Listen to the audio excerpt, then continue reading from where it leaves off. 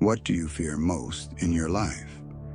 Is it the thought of failing in front of others, the sting of rejection, the unbearable idea of losing someone you love, or that quiet whisper telling you you're simply not enough? Pause for a moment and let the question settle. If you are honest with yourself, you know the answer doesn't take long to surface.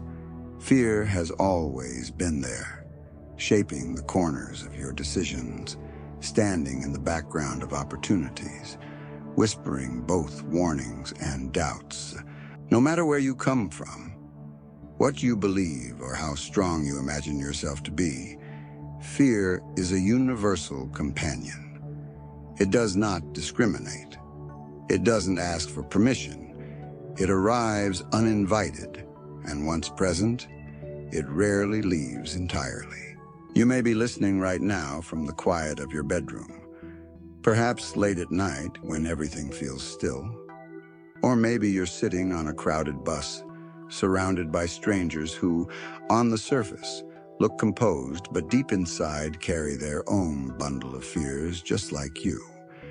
That realization alone changes something. You are not alone in this. Every human, from the greatest leader in history to the humblest worker, from the artist to the scientist, has faced fear. It has shaped revolutions and silenced dreams. It has inspired prayers, written poetry, and broken hearts. Fear is not an exception to the human experience. It is woven into the very fabric of what it means to live. And yet, here lies the paradox. Fear is not always the villain we think it is. At its root, fear is not designed to destroy you. It is designed to protect you. Imagine your ancestors thousands of years ago standing at the edge of a dark forest. A sudden rustle in the bushes, a glimmer of eyes in the shadows. Fear surged through their bodies, urging them either to run for their lives or to stand and fight. Without fear, humanity would not have survived. Fear was the alarm system, the signal flare, the messenger that said, "Pay attention. Your life may depend on this." But as society evolved, the threats around us changed. We no longer have to worry about predators lurking in the tall grass or a sudden ambush from another tribe. Today, fear has taken on new masks. It whispers about failing in school or losing a job. It trembles when we think of confessing our love, speaking our truth, or walking into the unknown. It doesn't roar like a lion anymore. It lingers like a shadow, subtle yet heavy, pressing against our chest, tightening our breath and sometimes freezing us in place. The irony is clear. Fear still wants to protect us, but more often than not, it protects us from the very risks that could lead to our growth. Think about the moments you said no to yourself because of fear. Perhaps you didn't apply for that position because the thought of rejection was unbearable. Maybe you stayed silent in a room full of people, holding back your ideas because the fear of judgment loomed larger than your confidence. Or perhaps you never pursued the dream that once lit up your eyes because the fear of failing drowned it in silence. If any of these moments feel familiar, know this: you are not broken. You are human. Fear was doing what it always does, trying to shield you from pain. But the shield, if held too long, becomes a prison. Let me ask you this. What if the very place where your fear points is the place you need to walk toward? What if fear is not a sign to stop, but a compass pointing directly at the terrain of your next transformation? This audiobook is not about erasing fear. That would be a false promise. Fear is wired into your biology, but what you can do is change your relationship with it. Instead of letting it be the chain that holds you back, you can make it the lantern that lights the path forward. And here is where your role as the listener becomes vital. I invite you, as you continue through this journey with me, to not just passively absorb the words, but to reflect actively. What fears live in you right now? Can you name them? Can you feel them? Write them down if you must. Hold them in your awareness, not as enemies to be destroyed, but as signals waiting to be understood. Pause and imagine for a moment if fear could speak. What would it say to you? Would it whisper, "Be careful, you might fail"?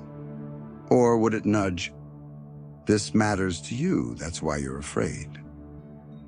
Fear often disguises itself as danger when in reality it is showing you where your heart is most invested. The trembling before a performance, the nerves before a confession, the uncertainty before a bold decision, all of it is proof that you are standing on sacred ground, the edge of your own becoming. This audiobook, The Truth About Fear, How to Make It Your Ally, will take you deeper into that territory. We will journey into the biology of fear, uncover the most common forms it takes, and then, most importantly, learn how to work with it, not against it. Along the way, you will hear real stories of people who faced their fears and walked away not weaker but stronger, not empty but full of life. Before we move forward, I want to connect with you in this moment. Wherever you are right now, whether you are in New York City or a small village, whether it is morning, afternoon, or midnight, leave a comment and let us know where you're listening from and what time it is there. This community grows richer when we see how far and wide our shared humanity stretches. And if these words already stir something in you, I invite you to subscribe to AudioBook Sanctuary and turn on notifications so together we can continue walking this path of growth, courage, and discovery. Now, as we leave this opening reflection, hold on to one truth. Fear will always be present, but it doesn't have to be your master. It can be your teacher, your companion, and perhaps even your friend. And to understand how that transformation is possible, we must first travel to the very root, the biology of fear itself, the inner machinery that has protected humanity for millennia. That is where our next step begins. To understand fear, we must first travel inward, into the very body that houses it. Fear does not begin as an abstract cloud of emotion. It begins as a chain reaction inside your biology.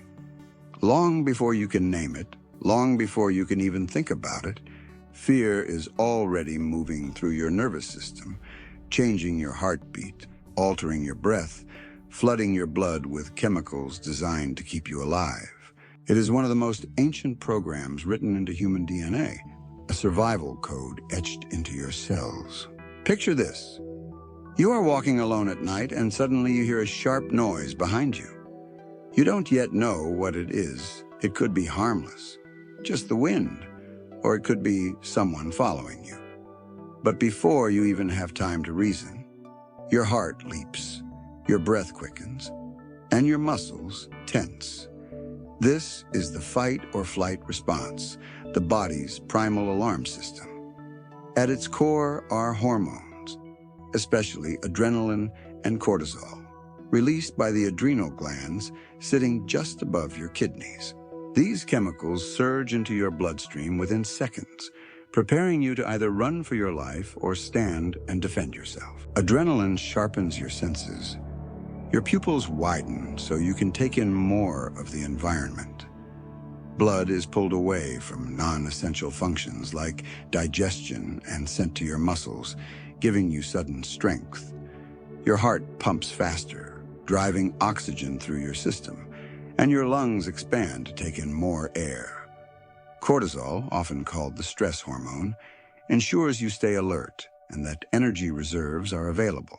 Together, they create a storm inside your body designed for one purpose: survival. This biological response is so fast and automatic that it bypasses conscious thought. Deep in your brain lies a small almond-shaped structure called the amygdala. Its job is to detect threat. The moment it senses danger, whether real or imagined, it sends signals throughout the nervous system, igniting the alarm before you can rationalize what's happening. Only after the surge hits do your higher brain centers begin to analyze. Was that sound really dangerous? Or was it just a branch falling? By then, your body is already primed for battle. This is why fear feels so overwhelming. You cannot simply tell your body, calm down, because biology has already taken the lead.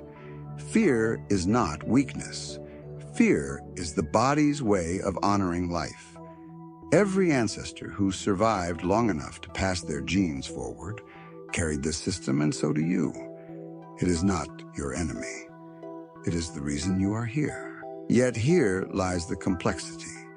In modern life, we rarely face wild predators or sudden ambushes. The threats have changed. Instead of lions, we fear job interviews. Instead of enemy tribes, we fear public speaking. Instead of dangerous storms, we fear financial instability, heartbreak, or the possibility of failure. But the body does not distinguish between the rustle in the bushes and the possibility of being embarrassed in front of an audience. The amygdala reacts the same. To your nervous system, both are threats. The biology is ancient, but the world is modern. That mismatch often leaves us struggling with fear in ways our ancestors never imagined. Think about the last time you had to speak in front of a group. Perhaps your palms sweated, your voice trembled, your heartbeat raced. Rationally, you knew you were not in danger of dying, but your body didn't care. To your nervous system, being judged by others feels like standing alone on a cliff with the possibility of being cast out. Thousands of years ago, rejection from the group could mean death, so even now your biology treats it with the same gravity. Understanding this helps us soften our relationship with fear. When your chest tightens before a difficult conversation, it is not because you are weak. It is because your body loves you enough to prepare you for survival. Fear is a messenger. It says, something matters here. Pay attention. If you can learn to hear that message without letting it control you, you will discover that fear is not only manageable, it can be profoundly useful. Let me share a simple image. Imagine fear as a loyal guard dog. Its job is to bark at every suspicious sound, every shadow, every unknown figure at the door. Sometimes it barks when real danger is present, and you are grateful. But often it barks at the mailman or the wind, and you realize it is overreacting. Do you punish the dog for doing its job? No. You learn to listen, to check, to reassure, and sometimes to retrain. Your biology is the same. The fear response is your guard dog. It may bark too often, but at its heart, it is trying to keep you alive. And here is the shift. Once you understand that fear is biological, you no longer have to see it as a moral failing. You are not broken because you feel afraid. You are alive. Every time your body trembles, every time your heart races, it is simply this ancient system activating. The next step is learning how to work with it, how to calm it when necessary, how to thank it for its service, and how to move forward even when it is present. As you breathe into this truth, remember that knowledge itself is power.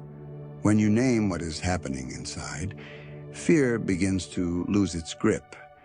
You see it for what it is, not a monster lurking in the shadows, but a sequence of signals, hormones, and protective mechanisms. This clarity becomes the foundation, because now that we understand the roots of fear, we can begin to explore the many shapes it takes in our everyday lives, the masks it wears as failure, rejection, loss, and self-doubt. Each of these deserves its own reflection, and each carries a hidden invitation to growth. Failure. Even the word itself carries weight, doesn't it? For many people, the fear of failure is more paralyzing than the failure itself. It lurks in the background of ambition, whispering, what if you try and it doesn't work? What if you put your heart into it and you fall flat in front of everyone? That question, what if, is the seed that stops countless dreams before they even sprout. Think back to a time when you held an idea, a plan, or a hope so close to your chest, but you never acted because of that voice. Perhaps you wanted to apply for a new job, but the possibility of rejection kept you from even filling out the application. Perhaps you wanted to start a creative project, a book, a business, a painting, a song, but the haunting thought of what if it fails silenced your first step. If you've been there, you are not alone. The fear of failure is nearly universal. Why does this fear grip us so strongly? Biologically, as we explored earlier, your nervous system reacts to failure as if it were a threat to survival. Thousands of years ago, to fail at hunting meant hunger. To fail at building shelter meant exposure. To fail within a community often meant exile.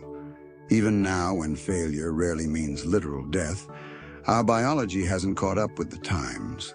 Your body still interprets the possibility of failing as danger, as shame, as a risk to your place in the group. But there's more than biology at play. Society reinforces the fear of failure. From childhood, many of us were taught that mistakes are marks against us. A red X on a paper, a disappointed look from a parent, a laugh from a peer. These small moments carved deep grooves in our psyche. Over time, failure began to feel less like an event and more like an identity. Not I failed, but I am a failure. And when that belief takes root, fear multiplies. Here's the truth most people forget. Failure is not the opposite of success. It is part of it. No invention, no discovery, no masterpiece has ever been born without failed attempts along the way. Thomas Edison famously said, when asked about his repeated setbacks while inventing the light bulb, "I have not failed. I've just found 10,000 ways that won't work." To him, every so-called failure was simply data, a step toward the breakthrough. Imagine if he had stopped after the first or the 100th or the 1,000th attempt. The world would still be dark. Fear of failure thrives on illusion, the illusion that failure means finality. But in truth, failure is feedback. It is information. It says, this path didn't lead where you wanted. Adjust. Try again. When you reframe failure as feedback, fear loses much of its power. Instead of seeing failure as the end of the road, you begin to see it as a signpost, pointing to a new route. But how do you reach that mindset when fear feels so heavy? Start by asking yourself, what is the worst that can truly happen? Often, the imagined catastrophe in your head is far larger than reality. Yes, you might lose money, time, or pride.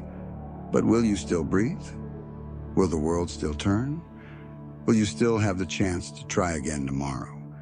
In almost every case, the answer is yes. Fear of failure is often a shadow much bigger than the object casting it. Consider the story of Sarah Blakely, the founder of Spanx. Before becoming one of the youngest self-made female billionaires, she failed the law school admission test. Twice. She worked as a door-to-door fax machine salesperson for years, facing rejection day after day. Instead of letting failure define her, she used it as training ground. She once said her father would ask at the dinner table not, "What did you succeed at today?" but rather, "What did you fail at today?" And if she didn't have an answer, he would be disappointed. To him, failure meant you were trying. That small shift in perspective shaped her resilience. What if you began to see failure the same way? What if, instead of fearing it, you started to welcome it as proof that you dared to live? Failure would no longer be evidence of your inadequacy, but evidence of your courage. Every attempt would mean you chose growth over stagnation. And even when outcomes fall short, you gather lessons, strength and clarity that cannot be taken from you. Imagine standing at the edge of a cliff with your dream on the other side. Fear of failure tells you the jump is impossible, that if you fall, it will destroy you. But in truth, the ground between the cliffs is not an abyss. It is a valley of trial and error. You may fall into it many times, but each time you climb, you rise stronger, sharper, more prepared. The only way to truly fail is never to jump at all. So let me ask you, what dream have you put on hold because of fear of failure? What idea have you left in silence because the risk seemed too high? Hold it in your mind, see it clearly. Now ask yourself, what if failing is the very path to becoming the person I need to be? Because often it is. As you carry this reflection, remember, failure is not your enemy. It is your mentor in disguise. It hurts, yes. It humbles, yes. But it also sharpens, strengthens, and guides. The fear of failure will not vanish completely, but once you see failure as part of the process, that fear no longer needs to stop you. It can walk beside you, urging you forward with each attempt. And when failure is not the only mask fear wears, we must ask, what about the sting of rejection? That deep wound of being turned away by others? That is the shape fear often takes next, and it is where our journey continues. Rejection. Few words cut as sharply, few experiences stay with us so vividly. The memory of being turned away, excluded, or dismissed leaves an imprint deeper than most scars. If you close your eyes right now, you may recall a time when you wanted to belong, to be chosen, to be seen, and instead, you were met with silence, laughter, or a closed door. That sting, the sinking in your chest, the heat rushing to your face, it lingers. And often it is not the event itself that haunts us, but the fear that it might happen again. The fear of rejection is, at its root, a fear of disconnection. Humans are social beings. From the beginning of our species, survival depended on belonging to a group. To be accepted meant protection, food, shelter, and companionship. To be rejected could mean exile, which, in ancient times, was nearly a death sentence. That ancient truth is still wired into your nervous system. The amygdala does not know the difference between being excluded from a tribe thousands of years ago and being ignored in a conversation today. Both feel like danger to the body. That is why rejection hurts more than logic says it should. When a friend forgets to invite you, when a loved one turns cold, when a stranger dismisses your work with a careless word, your brain interprets it not just as disappointment, but as pain.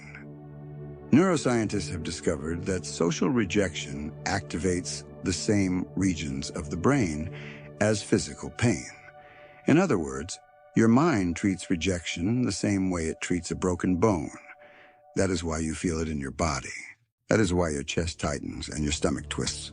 But here lies the deeper struggle. Fear of rejection doesn't just hurt in the moment. It shapes our choices before rejection even happens. How many times have you held back your words because you feared someone might laugh? How many times have you avoided expressing love because you feared it wouldn't be returned? How many times have you silenced your truth because you feared disapproval? In each of these moments, rejection didn't even occur. Only the fear of it did. And still, it was enough to control you. The cost of that fear is enormous. When you live under its shadow, you begin to edit yourself, trimming away pieces of who you are so you can fit in, so you can be accepted. But belonging that is bought by self-erasure is not belonging. It is imprisonment. To be loved for a mask you wear is not the same as being loved for your true face. Yet fear of rejection convinces us that the mask is safer. Here is the truth that fear hides. Rejection is not proof of your unworthiness. It is proof of misalignment. When someone rejects you, it does not mean you are unlovable. It means your truth did not fit with their perspective, their needs, or their moment in life. Rejection, painful as it is, can actually redirect you toward the spaces and people where your true self belongs. Think of J.K. Rowling, the author of the Harry Potter series. Before her books became a global phenomenon, she was rejected by 12 publishers.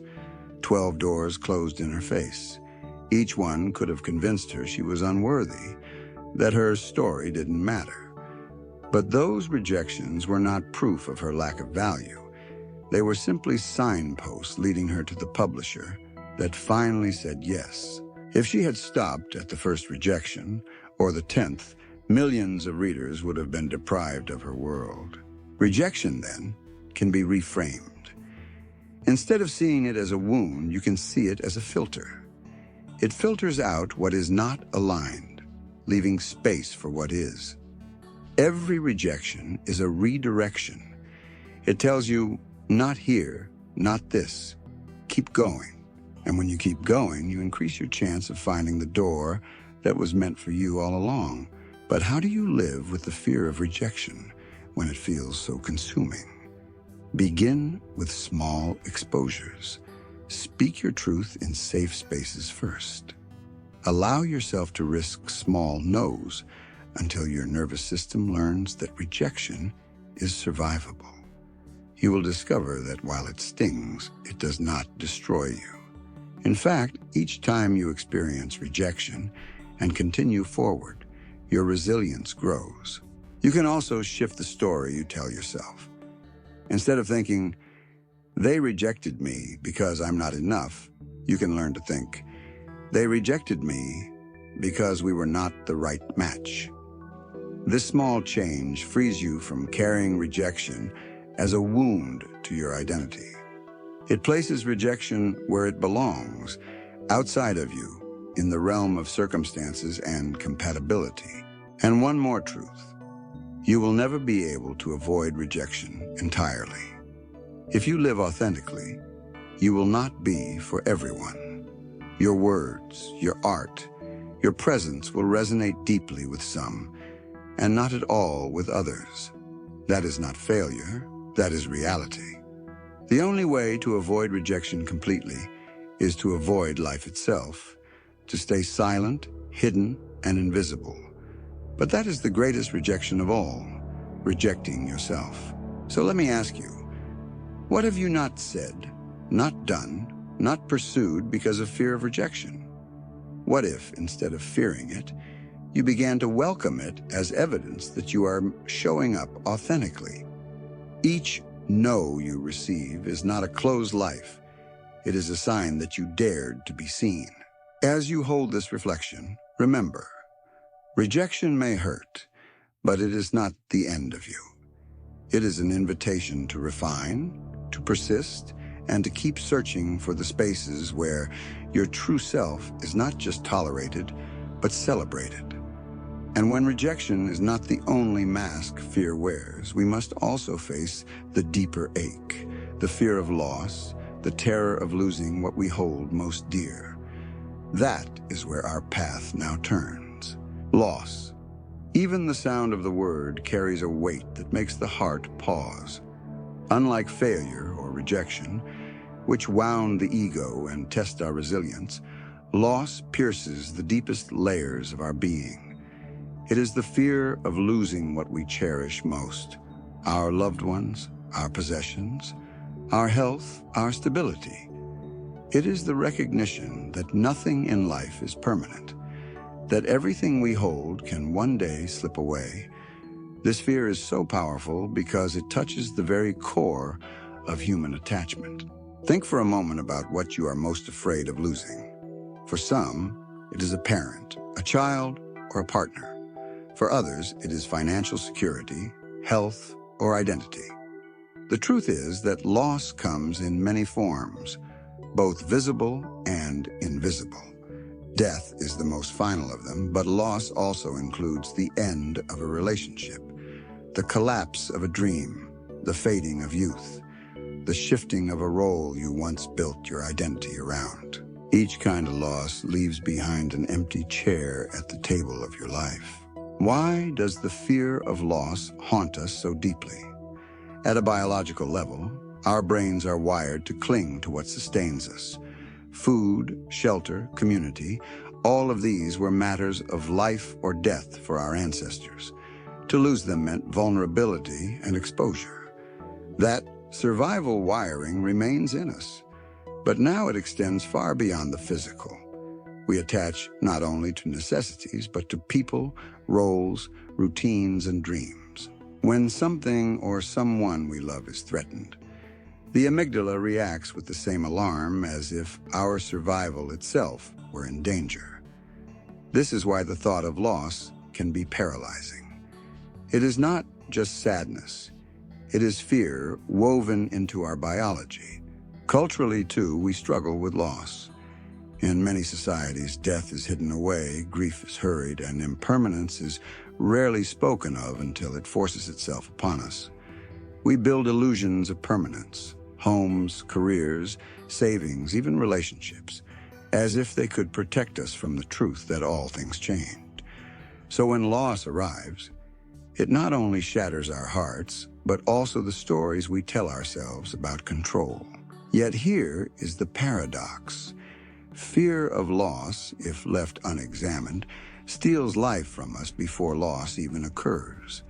You may find yourself clinging too tightly, afraid to let loved ones grow, afraid to risk change, afraid to love fully because of the pain you imagine could follow. You may hold back joy today because you fear the sorrow of tomorrow. In this way, fear of loss does not protect you. It robs you twice. Once in the present and once in the future. There is another way to see it. The fear of loss is also a mirror, reflecting the depth of your love. You fear losing someone because they matter profoundly. You fear losing your health because life itself matters. You fear losing your dreams because they are woven into your identity. Fear of loss is not weakness. It is evidence of connection. It says, "This is precious to me." And in that recognition lies a hidden gift: gratitude. Consider the story of Elizabeth Kubler-Ross, the psychiatrist who revolutionized how we understand grief. Through her work with the dying, she discovered that fear of loss is not only about death itself, but about the love and meaning attached to life. One of her patients once said, "I am not afraid to die. I am afraid of not having lived." That distinction is crucial. The fear of loss points us not just to what we could lose, but to what we must cherish while it is here. What if instead of letting fear of loss close your heart, you let it open you? What if every moment with those you love became more radiant because you knew it was finite? What if the awareness that life is fragile made you live more fully, love more deeply, and speak more honestly? In this way, fear of loss becomes not a cage, but a lantern, illuminating the urgency of presence. Of course, the pain of actual loss is real and unavoidable. No mindset can erase grief.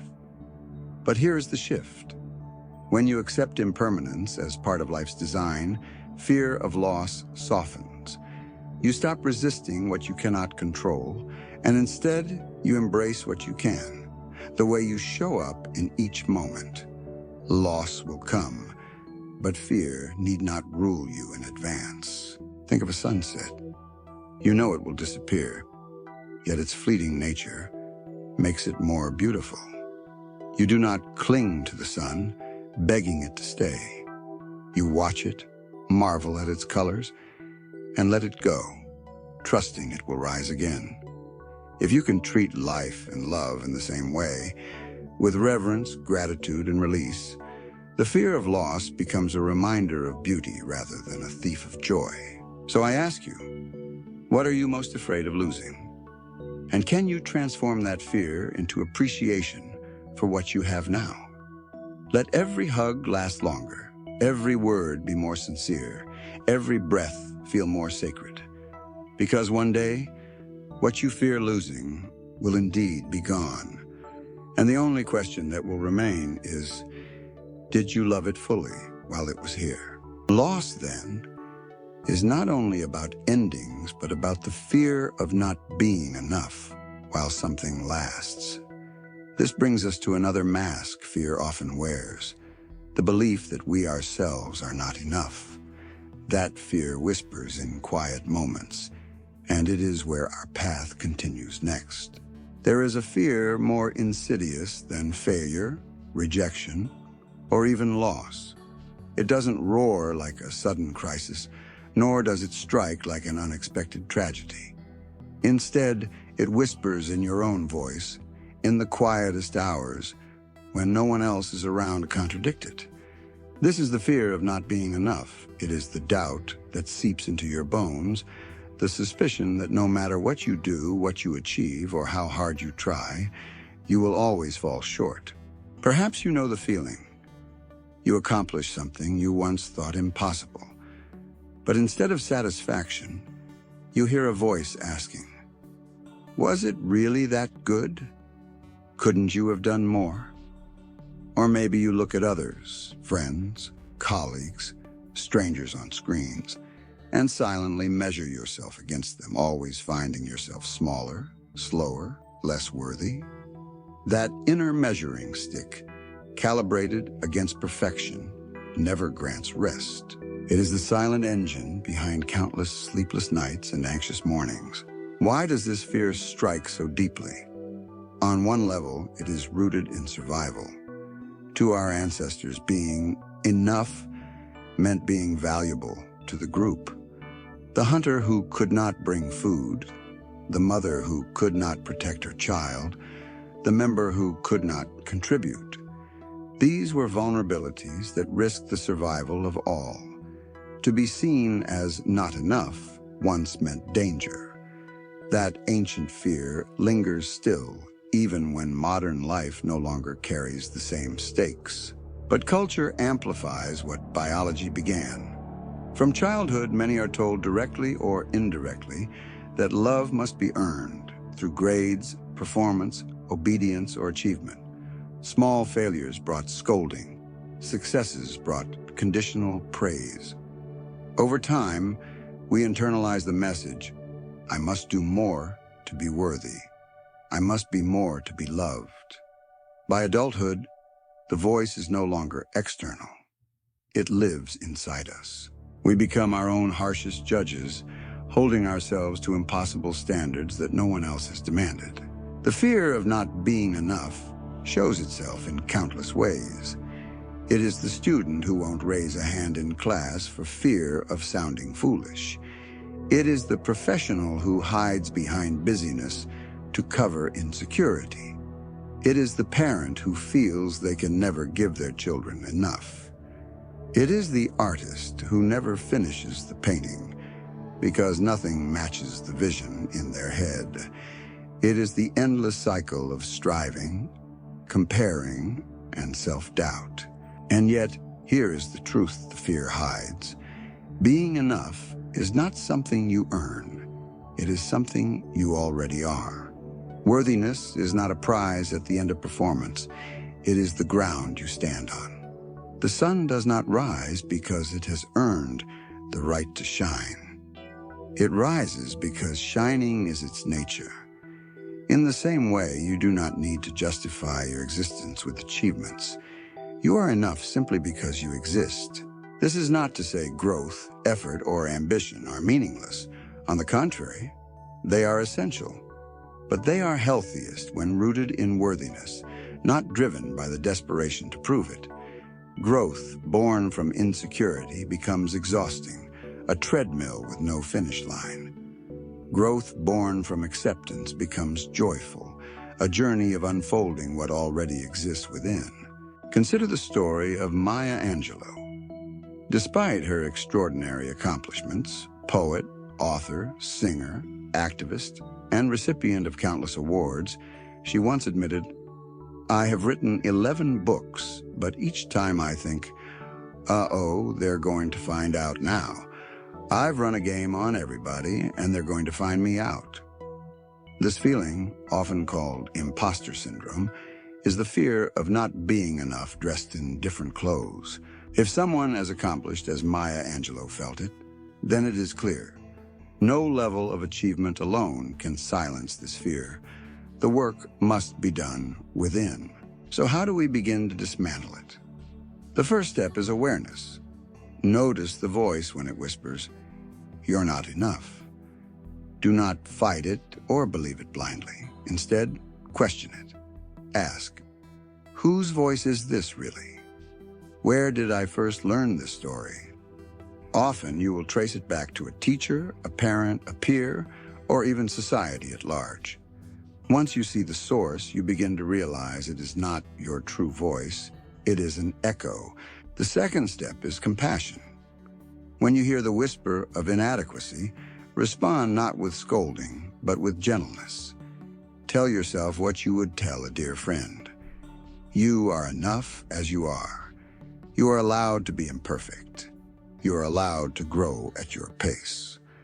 Over time, this counter voice grows stronger, reshaping the inner dialogue. And third, practice presence. Fear of not being enough thrives on comparison, on the gap between where you are and where you think you should be. Presence dissolves this gap. In the present moment, there is no competition, no scoreboard. There is only breath, life, and the reality of being here now. In presence, you discover you already are. Imagine for a moment that your life is a book. Fear of not being enough tells you the pages are blank, that you have failed to write anything worthy. But when you look closely, you see the pages are already filled with small kindnesses, moments of courage, acts of love, and simple presence.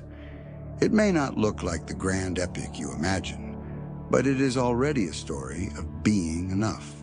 So I ask you now, what would change if you truly believed you were enough? Would you still hide your gifts? Would you still compare your path to another's? Or would you finally step into your life with both courage and rest? The fear of not being enough may never disappear entirely, but when you begin to see through its illusion, you free yourself to live more authentically.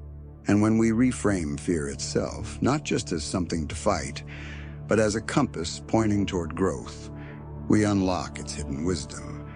That is the direction our journey takes next. Fear wears many masks, but beneath them all, it serves a single purpose: to alert us, to push us toward something important. What if, instead of treating fear as an obstacle to be conquered, we saw it as a compass pointing us to the very place we need to go? Imagine for a moment that your fear is not standing in your way. It is pointing the way. This simple shift transforms fear from enemy into guide, from stumbling block into lantern. Think back to a moment when you hesitated because of fear. Maybe it was speaking up in a meeting, pursuing a new relationship, or stepping onto a stage. Why did you feel afraid? It was not because the act itself would harm you. It was because it mattered to you. Fear rises most strongly in the presence of meaning. If you did not care, you would not fear. This is the paradox. The more something matters, the more fear will appear, not as punishment, but as proof that you are on the edge of growth.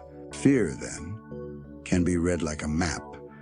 When you sense it tightening in your chest, you can ask, what is this telling me? What opportunity lies here? What part of me is being asked to grow? Very often, fear is pointing to the direction where your next chapter waits. To run from it is to run from your own expansion. To follow it is to step into the version of yourself you were meant to become. Think of Eleanor Roosevelt's famous advice: do one thing every day that scares you. She understood that fear marks the terrain of transformation. Each time you face it, you expand the borders of your courage. The fear may not vanish, but your capacity grows. Slowly, you discover that what once paralyzed you now becomes part of your strength. History is full of stories that confirm this truth. Consider Rosa Parks, who in 1955 refused to give up her bus seat in Montgomery, Alabama.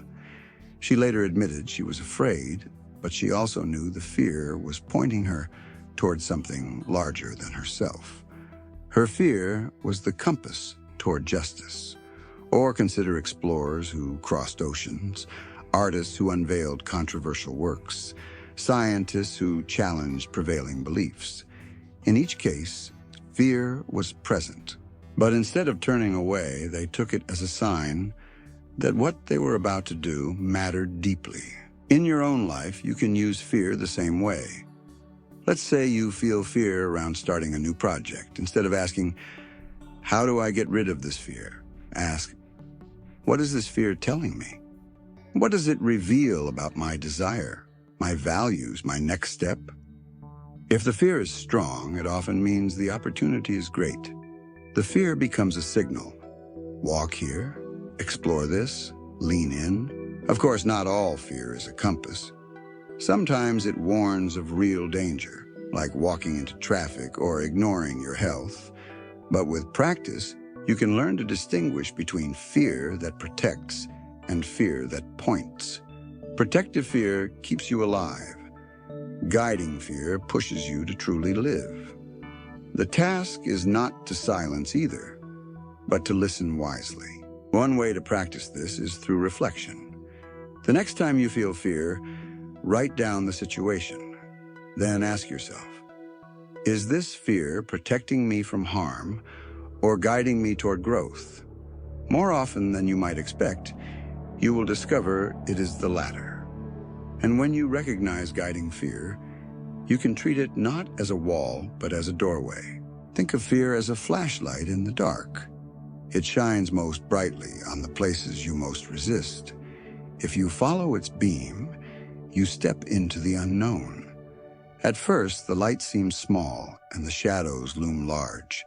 But as you move forward, the light grows, the shadows recede, and the path reveals itself. The fear didn't vanish. You simply learn to walk with it, to let it show you where to go. So I ask you now, what is your fear pointing to? Is it urging you to have a difficult conversation you've avoided? Is it guiding you to share your art, your truth, your story? Is it nudging you to take a leap into a new direction of work, love, or purpose? Whatever it is, know this: fear is not trying to stop you. It is trying to show you that something valuable waits on the other side. Fear as a compass is perhaps one of the most liberating perspectives you can hold. It turns what once felt like chains into a tool of navigation. Instead of shrinking your world, it expands it. Instead of silencing you, it speaks. Instead of confining you, it directs you towards your fullest life. And now, having understood fear as both a guardian and a guide, the question becomes, how do you step into the terrain it points to without being overwhelmed? How do you train yourself to face it, not with panic, but with steady courage? That is where strategies come in. Practical steps to work with fear instead of running from it. And that is where we now turn. Fear may be a compass, but even when you recognize its guidance, walking in the direction it points can feel overwhelming. It's one thing to know fear is showing you where growth lives. It's another to step into that territory when your body is trembling, your heart is pounding, and your mind is shouting for you to retreat. This is why strategy matters. Without tools, fear becomes a wall. With the right tools, it becomes a doorway you can open one step at a time. The first strategy is to break fear down into smaller pieces. Fear often grows monstrous in our imagination because we look at it in its entirety. You say to yourself, I have to give a speech to hundreds of people, and the sheer size of the task freezes you. But if you break it into pieces, first I'll write one paragraph, then I'll practice in front of the mirror, then in front of one friend. The mountain becomes a series of steps. The nervous system can handle steps. It struggles with mountains. Each small action reduces the size of fear until what once seemed impossible becomes manageable. The second strategy is gradual exposure. Psychologists often use this technique with patients facing phobias, and it applies to everyday fears too. If you fear rejection, you don't start by confessing your deepest feelings to the person you love most. You begin smaller. You practice sharing your opinions in safe spaces, then in bigger ones. If you fear failure, you don't launch a massive project right away. You start with small experiments, letting yourself stumble in low-risk environments.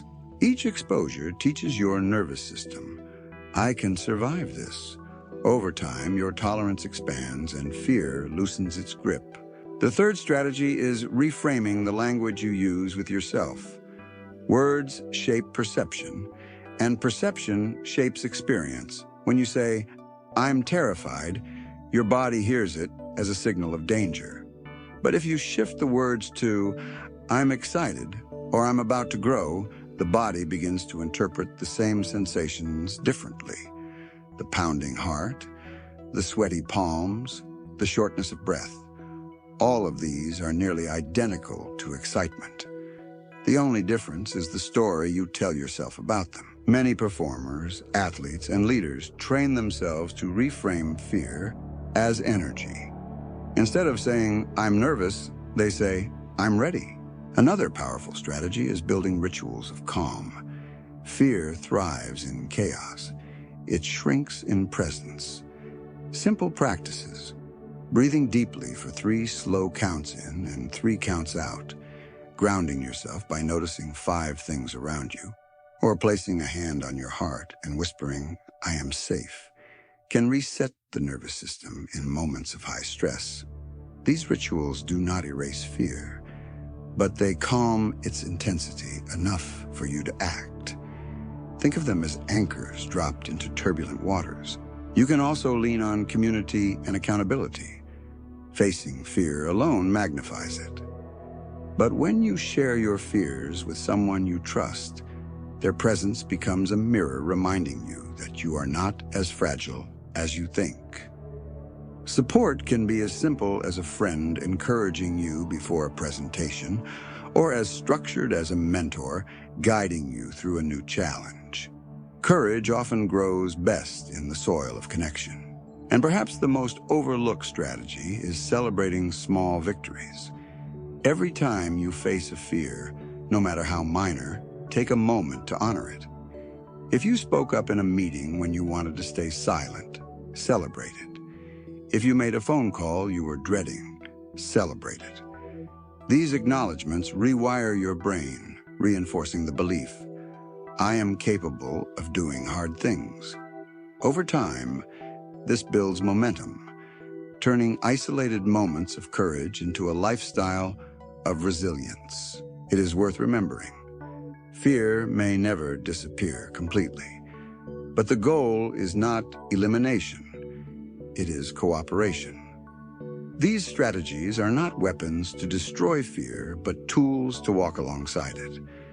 Breaking fear into steps, exposing yourself gradually, reframing your inner language, grounding through rituals, leaning on support, and celebrating victories. Together they form a toolkit. And with a toolkit, fear no longer needs to paralyze you. Think of it this way. When a sailor navigates stormy seas, he does not curse the waves for being strong. He adjusts the sails, studies the currents, and learns to work with the wind. Fear is the wind in your life. You cannot stop it from blowing, but you can learn to harness it. With strategies, you turn storms into forward motion. So I ask you, what fear in your life feels like a wall right now? Can you imagine breaking it down into steps, approaching it gradually, reframing its story, calming your body, seeking support, and celebrating progress. If you can, that wall becomes less intimidating. It becomes a door waiting to be opened. And sometimes, the best way to understand the power of these strategies is not in theory, but in practice, through the lives of those who have faced fear and turned it into transformation. Let us now listen to real stories. People who walked with fear and discovered strength they never knew they had. Fear becomes most vivid not in abstract theories, but in the lived stories of real people. It is one thing to speak of fear as biology, compass, or teacher. It is another to watch a human being wrestle with it, stumble, and then rise transformed. Stories remind us that we are not alone. They show us that courage is not about the absence of fear, but about moving with it, step by trembling step. Consider the story of Nelson Mandela. Imprisoned for 27 years, cut off from family, community, and freedom, he faced not only the fear of personal suffering, but the crushing possibility that his struggle for justice might never bear fruit. He later admitted, "I learned that courage was not the absence of fear, but the triumph over it. The brave man is not he who does not feel afraid, but he who conquers that fear." Imagine the weight of fear pressing on him. Fear of never seeing the outside world again, fear of failure in his mission, fear of death at the hands of his captors. Yet he chose to walk forward anyway, transforming not only himself, but the future of a nation. Or think of Bethany Hamilton, the young surfer who lost her arm in a shark attack at just 13. She could have let fear of the ocean keep her forever on the shore. She could have accepted the story that her surfing career was over. Instead, she returned to the waves within a month, learning to balance on the board in new ways, guided by the very fear that once threatened to paralyze her. Her story teaches us that fear can either end a dream or redefine it, and the choice lies within us. We see this too in the world of creativity. Take Vincent van Gogh, whose life was marked by rejection and ridicule. He feared he was not enough, that his art would never be accepted. During his lifetime, he sold almost none of his paintings. Imagine the weight of that rejection. Yet he painted anyway, his brush guided not by the absence of fear, but by persistence through it. Today, his work is celebrated around the world. His story is proof that fear's voice is not the final one. It is simply one of many. Closer to our own time, think of Oprah Winfrey. Born into poverty, facing abuse and rejection, she might have let fear dictate the boundaries of her life. She could have remained silent, invisible.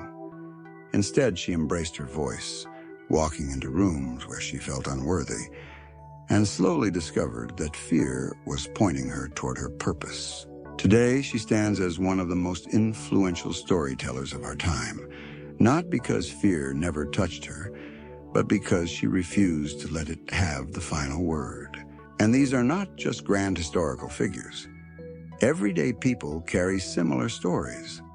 The mother who, despite fearing loss, lets her child leave home to pursue their own path.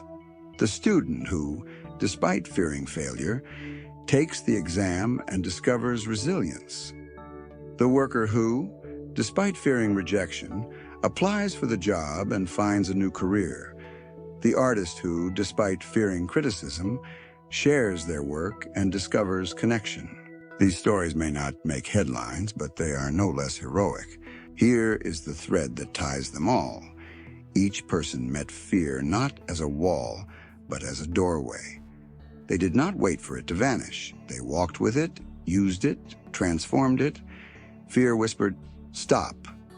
But they chose to hear, "Step forward." That choice, repeated again and again, reshaped their lives.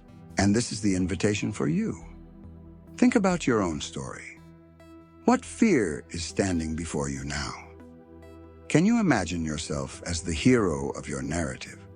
Not because you are fearless, but because you are willing to move forward while afraid. When you see yourself this way, your life becomes not just a series of struggles, but a testimony of transformation. There is a quiet power in realizing that fear's presence is evidence of growth. If Mandela could face prison, if Bethany could face the ocean, if Van Gogh could paint in obscurity, if Oprah could rise from silence to voice, then surely you can face the fear standing in front of you now. Their stories are not meant to diminish your struggle, but to remind you that courage belongs to all of us. So take heart. Fear is not a signal of weakness. It is the call to step into your story. And as we arrive at the final part of this journey, we must gather all that we've learned.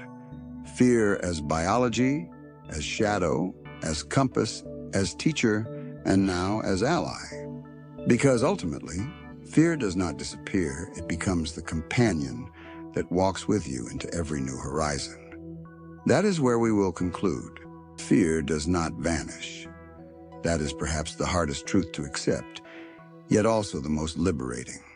For much of our lives, we believe the goal is to eliminate fear, to somehow become untouchable, unshaken, immune.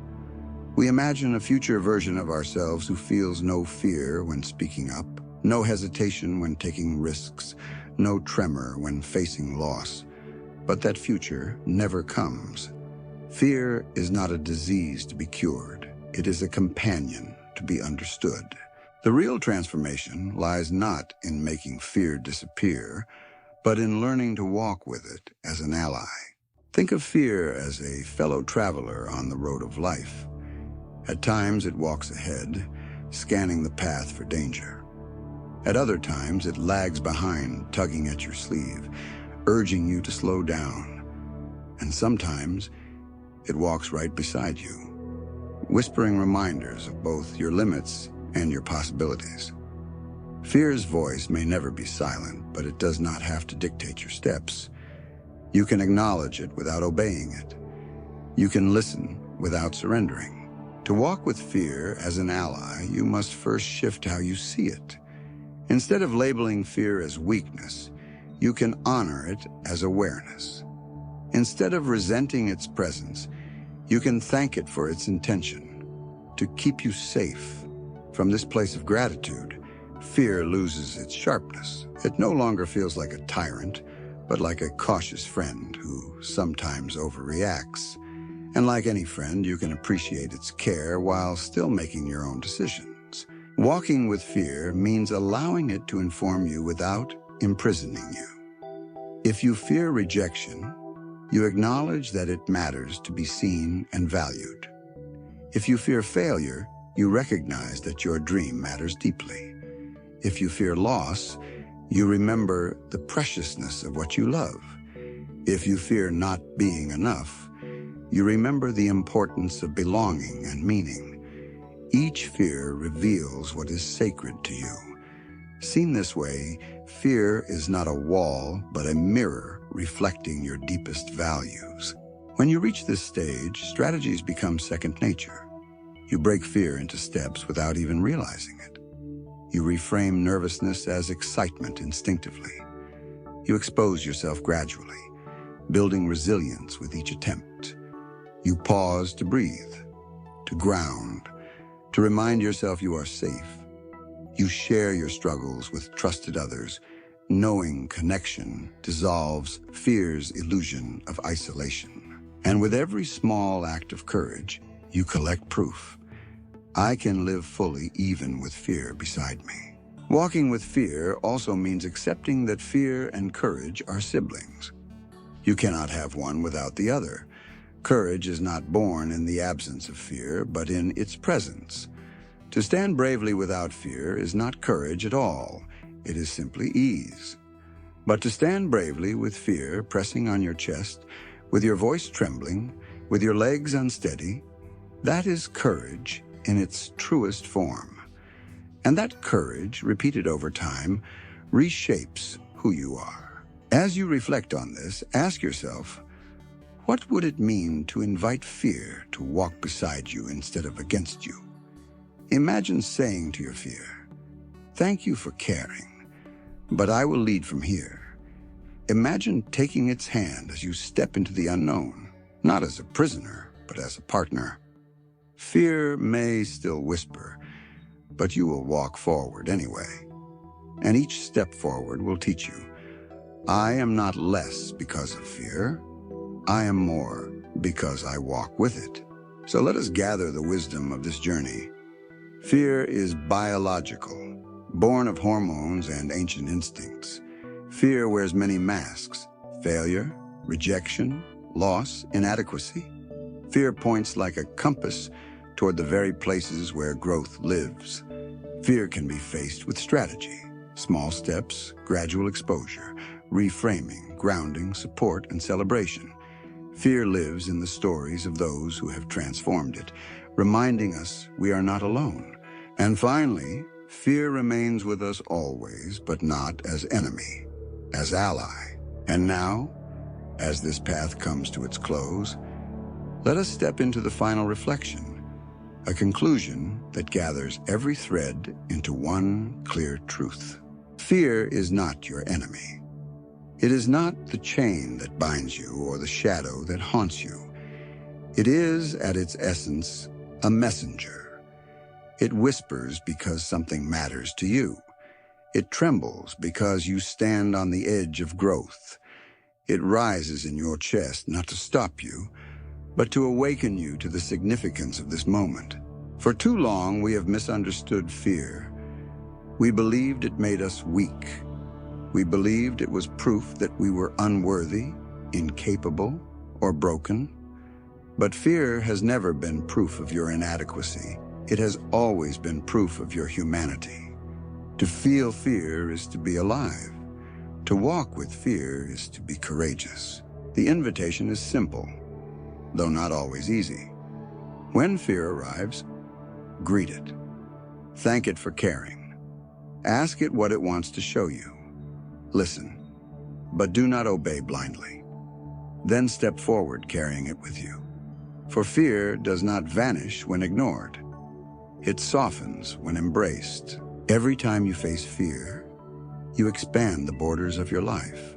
Each trembling word spoken, each step into the unknown, each act of vulnerability adds to the story of your courage. Fear may always walk beside you, but it does not have to lead. You are the one who chooses the path. So the next time fear whispers, what if you fail? What if they reject you? What if you lose? What if you are not enough? Pause, breathe, then smile gently and answer, yes, and I will walk forward anyway. For beyond that trembling lies the life you were meant to live. Noise so will not disappear.